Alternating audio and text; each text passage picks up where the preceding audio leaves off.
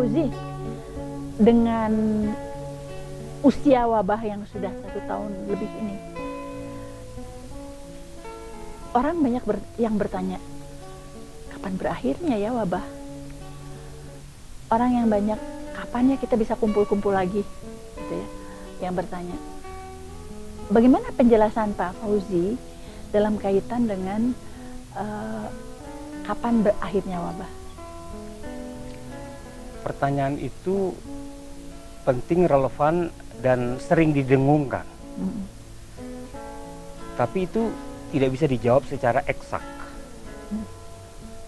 Untuk menjawab mengenai pertanyaan itu, kita harus melihat kondisi-kondisi yang memungkinkan wabah ini berlanjut. Dan kalau kondisi-kondisi itu tidak tersedia, maka wabah ini akan berhenti. Apakah kondisi-kondisi itu? Yang pertama, bahwa wabah ini menyangkut penularan, dan bagaimana cara menularkan itu telah diatur pencegahannya secara ilmiah. Sekarang ada perubahan perilaku orang ketika menganut pandangan-pandangan ilmiah tentang pencegahan, tetapi masih banyak orang yang belum menggunakan pandangan ilmiah itu dan mengikuti pandangan-pandangan yang bersifat doktriner ataupun tebakan-tebakan. Nah, justru kondisi yang mempertahankan orang berpendapat di luar dari yang ilmiah, itulah yang menjadi dasar dari perilaku orang untuk tidak mencegah terjadinya penularan. Tentu selain yang sifatnya pencegahan, Dr. Lisa sudah menyebutkan mengenai pengobatan, dan itu menyangkut teknologi dan menyangkut waktu untuk menyelesaikan penemuan obat yang manjur atau tadi disebut efikasi spesifik pada COVID, virus yang memang menyebabkannya. Nah, sekarang ada masalah besar di soal perilaku begitu. Nah, kondisi yang paling penting di dalam menghentikan wabah ini adalah penularan baru tidak terjadi lagi. Angka penularan baru ini yang mesti benar-benar diamati dari waktu ke waktu oleh pemerintah, dan pemerintah melakukan itu. Masalahnya, surveillance kita tidak cukup untuk mengetahui seluruh orang yang mengidap. Karena di antara yang mengidap, seperti Dr. Lisa sudah sebutkan, sebagian itu adalah mereka yang tidak bergejala, yang tidak merasa sakit atau tidak diketahui juga oleh orang lain bahwa dia sakit. Nah, karena itu berhentinya wabah ini bergantung pada pencegahan penularan dengan 3M itu ya. Menggunakan masker, kemudian mencuci tangan, dan menjaga jarak, termasuk yang di dalamnya adalah kerumunan-kerumunan gitu. Nah, kalau orang ingin kembali ke situasi semula, ini yang sebenarnya harapan-harapan palsu kalau boleh dikatakan begitu. Karena kita sudah bahas di dalam buku Memahami Krisis dan Kemelut Pandemi COVID-19 sebab-sebab ketika munculnya itu. Jadi bagaimana asal-usulnya, bagaimana kemudian karakteristik dari penyakitnya, bekerjanya virus itu, dan bagaimana penyebarannya. Nah, sekarang kita tahu bahwa paparan orang terhadap penyakit yang berasal dari mikroba-mikroba yang patogenesis dari binatang gitu. Kan berarti kita harus mengetahui bagaimana keadaan-keadaan yang memungkinkan binatang itu memaparkan virus yang ada pada tubuhnya kepada manusia. Nah, kita di sini menghadapi masalah industri peternakan yang raksasa. Jadi kalau saya sebut industri peternakan, dia bukan seperti peternakan rumah tangga, ya, di mana dalam hal ini unggas, ya, kita memelihara ayam atau memelihara burung gitu, yang itu varietasnya beragam gitu. Nah, kalau industri itu kan dia buat varietasnya tunggal dan disebutlah itu bibit unggul. Kenapa? Karena dia cepat gemuk dalam periode waktu yang pendek. Dia memberikan satu produksi massal yang besar gitu, Nah, ini menimbulkan kerentanan. Makanya ada satu hal yang baru yang perlu kita sangat sadari ketika membangun ekonomi berbasiskan pada peternakan unggas industrial, itu adalah kerentanan epidemiologis. Nah, kita mengalami flu burung pada periode yang lalu, dan sayangnya kita tidak menarik pelajaran dari pandemi flu burung ini. Sehingga kesulitan kita, kegagapan ya pemerintah menghadapi COVID. Itu tidak diikuti dengan satu kewaspadaan menghadapi pandemi yang berikutnya. Jadi kita tidak sadar dengan apa yang disebut kerentanan epidemiologis, yang dalam hal ini kan virus SARS-CoV-2 itu dari binatang liar masuk ke manusia, kemudian ada proses mutasi sedemikian rupa yang menyebabkan virus ini kemudian bisa menular antara manusia. Dan manusia sebagai vektor, dengan sistem kapitalisme seperti ini, mobilitas dan konsentrasi manusia itu menjadi tempat di mana virus itu menyebar. Nah, kita nggak sadar akan ada epidemi penyebar luasan melalui orang ini gitu.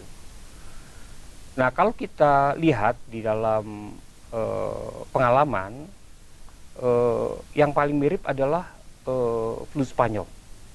Ya, pada waktu itu penyebabnya bukan kapitalisme yang konsentrasi manusia dan mobilitas manusia yang menyebarkan, tapi perang yang menyebarkan. Dan perang berhenti, itu juga memberikan kondisi yang membantu supaya virus tidak banyak menular. Tetapi pengobatan juga berlangsung, tetapi juga yang lebih penting adalah kondisi sanitasi dan daya tahan tubuh manusia, ya, dan daya rusak dari virusnya sendiri berkurang. Nah, kita sedang menanti bagaimana daya tahan kita melalui imunisasi, vaksinasi bertambah kuat, dan kemudian pengobatan tambah baik, dan kemudian cara perilaku kita untuk mencegah penularan juga semakin baik.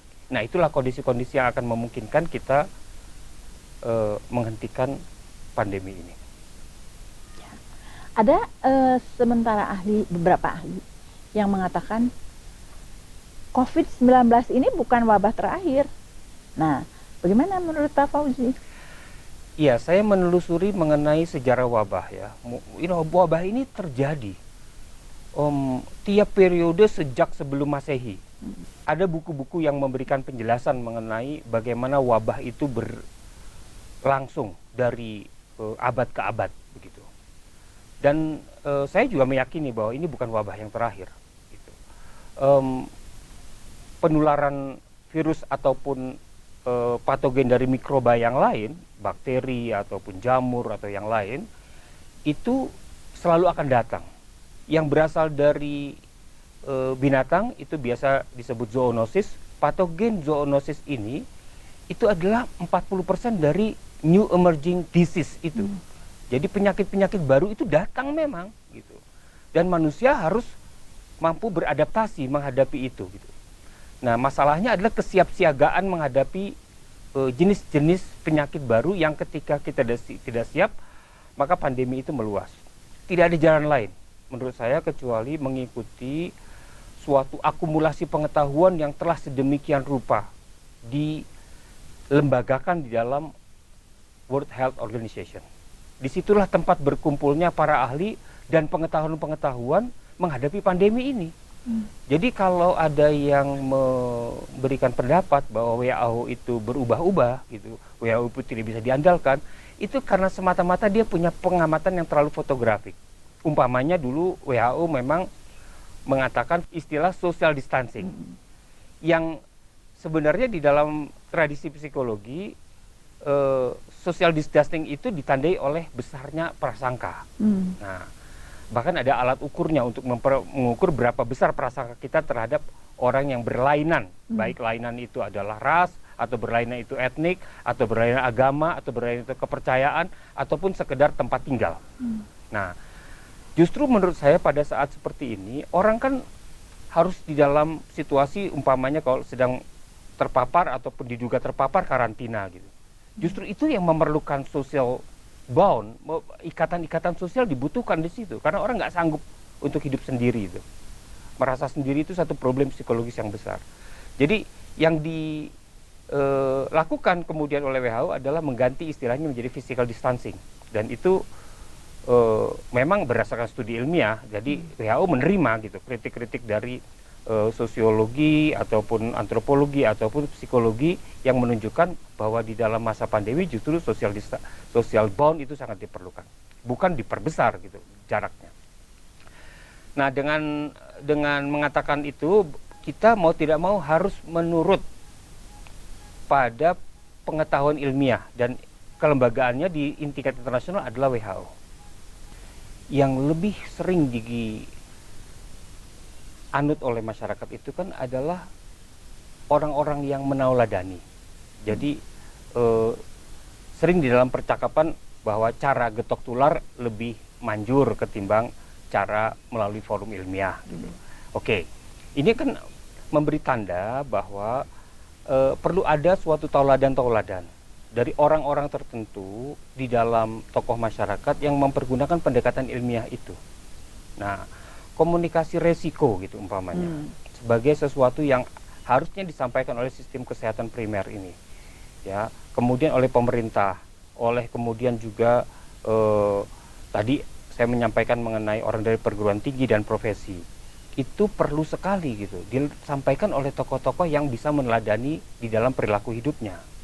Jadi sebaliknya, apabila tokoh-tokoh ini masih mempertahankan satu tebakan-tebakan ya ataupun doktrin-doktrin yang dia pegang untuk kemudian bersikap tidak mengikuti sesuai dengan pedoman-pedoman dan aturan ilmiah, maka itu akan menjadi komplikasi kita.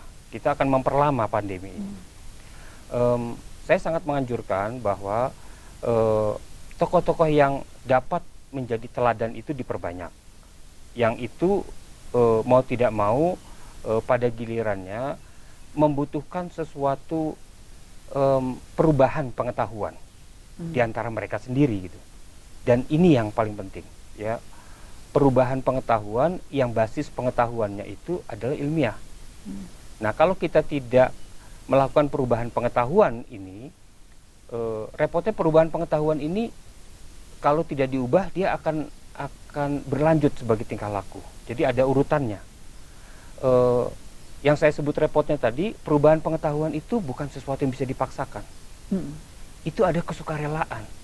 Jadi kesukarelaan, perubahan kesetiaan dari tebak-tebakan ataupun dari doktrin menjadi pengetahuan ilmiah itu adalah kesukarelaan basisnya.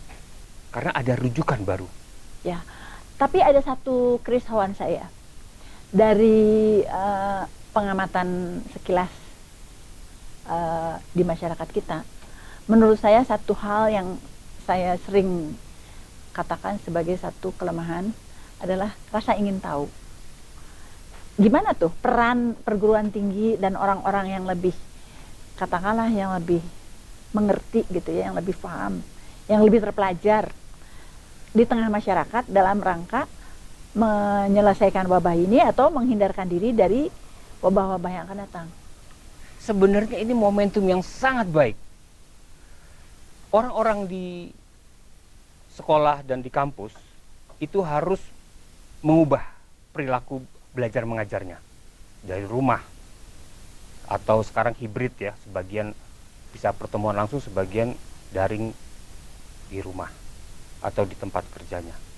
Nah, sebenarnya itu adalah momentum yang bagus untuk membangun rasa ingin tahu. Sebabnya tuh apa gitu. Nah, kita kan bikin buku, ya, Krisis dan Kemelut Pandemi COVID-19, bermaksud memberikan rujukan buat guru-guru, dosen-dosen, agar dapat punya sumber penjelasan terhadap kemelut yang terjadi ini. Apa asal-usul dari virus SARS-CoV-2 ini, ya, yang tergolong ini adalah benda dengan suatu karakteristik khusus. Dia bukan tumbuhan, dia bukan binatang, atau dia bukan figur. Ini adalah benda dengan karakteristik khusus. Berarti dia harus punya cara perlakuan yang berbeda begitu. Kita harus memahami cara bekerjanya mereka. Nah, lalu bagaimana cara mereka merusak manusia? Bagaimana kemudian dari binatang menjadi ke manusia? Dari mana kemudian bisa dari manusia kepada manusia lain sebagai penular? Itu memerlukan rujukan gitu. Nah, Betul. Tapi kan buku ini juga tidak bisa menjawab seandainya tidak difahami atau tidak dibaca dengan rasa ingin tahu. ya, Jadi kan buku ini kita harapkan menjadi rujukan. Tapi di belakang harapan itu juga ada harapan dari kita bahwa guru-guru dan sumber-sumber pengetahuan itu juga punya rasa ingin tahu. Sehingga membaca buku itu dan menindaklanjutinya dengan langkah-langkah yang nyata. ya. Saya tidak merasa bahwa rasa ingin tahunya kurang, bukan. Tapi penjelasannya yang keliru. Jadi rasa ingin tahu selalu ada. Selalu terbit itu ketika si orang tua sakit gitu, terkena COVID. Maka kita akan bertanya, siapa yang menularkannya? Bagaimana itu terjadinya?